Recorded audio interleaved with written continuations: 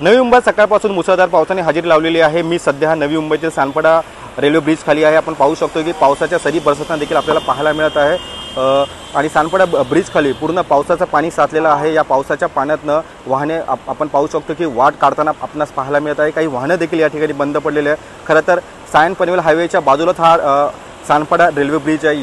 या ब्रिजच्या मार्गातून आपण पनवेलला जाऊ शकतो किंवा नवी मुंबईतील वाशी किंवा सानपाडा जाऊ शकतो। मात्र पाणी साचल्यामुळे लहान वाहनांना याचा मोठा फटका बसत आहे। काही वाहनं देखील बंद पडलेले आहे। वाहनांमध्ये पाणी शिरल्याने ही वाहनं मोठ्या प्रमाणात बंद पडलेली आहे। खरं तर पाहतो तर मध्यरात्रीपासून नवी मुंबईत पावसाने चांगलंच नवी मुंबईला झोडपलेलं आहे। आपण पाहू शकतो की मोटरसायकल असतील किंवा लहान लहान जी वाहनं असतील त्यांना मोठा कसर करत ही आपली वाहनं काढावं लागत आहे। आपण रस्त्याच्या दुतर्फा पाहू शकतो की हा फुटपाथ आहे। या फुटपाथवरनं देखील काही वाहनं काढण्याचा नागरिक प्रयत्न करत आहे। मात्र पूर्ण जो ब्रिज आहे त्या ब्रिजच्या खाली पाणी साचल्यामुळे नवी मुंबईकरांना नाहक त्रास सहन करावा लागत आहे। मात्र जे लहान लहान वाहनं आहे ते आपण पाहतो की काही बंद देखील पडलेले आहे। महानगरपालिकेचे कर्मचारी देखील सध्या या ठिकाणी आलेले आहेत।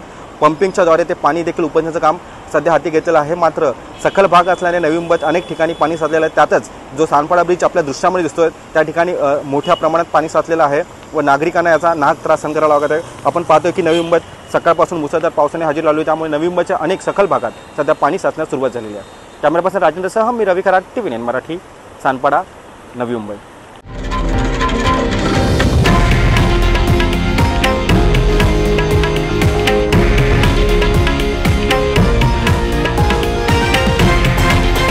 हे आहे देशातील नंबर 1 न्यूज नेटवर्क आणि आपण पाहत आहात TV9 मराठी, एकमेव।